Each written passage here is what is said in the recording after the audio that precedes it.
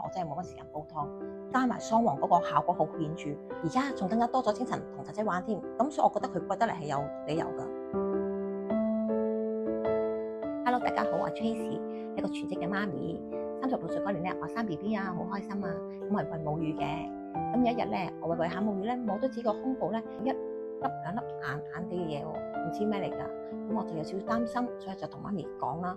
媽咪就同我一齊去醫院度檢查，咁發現咧原來係第3期啦，例如好彩咧，醫生就話呢個咧仲喺我控制範圍之內嘅。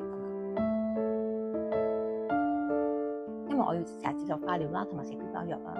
網上講咧，如果我接受化療，仲繼續咁母乳咧係唔好嘅對 BB。咁先生同我商量過啦，我哋就馬上轉翻做奶粉啦。化療影響我樣好慘啦，同埋咧搞到我好冇精神，精神好差。雖然話先生都好好幫手照顧小朋友，佢邊識做晒咁多嘢咧？有次咧，我上去乳癌個 group 度睇到啲人分享啊，話其實煲湯都可以幫到啲病人料理啊，即係話食七片文都好好喎。咁最後咧，我都揀咗係食七片文嘅，因為我真係冇乜時間煲湯。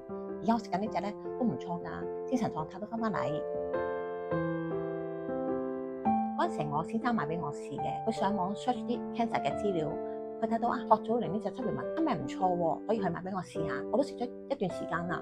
效果真係唔錯，精神都好咗好多。咁但係個價錢就貴咗少少嘅。不過我都試過咧，其他話可以令到化療過程冇咁痛苦、冇咁辛苦嗰啲濕片文啦。不過我覺得有時效果都唔顯著，同埋仲差過舊時嘅。咁所以我覺得佢貴得嚟係有理由㗎，因為佢當中咧原因係有3種嘅學祖糖膠加埋桑黃嗰個效果好顯著。之前化療有精神去湊仔，而家仲更加多咗精神同仔仔玩添，仔仔開心咗，我就放心陪佢一齊成長啦。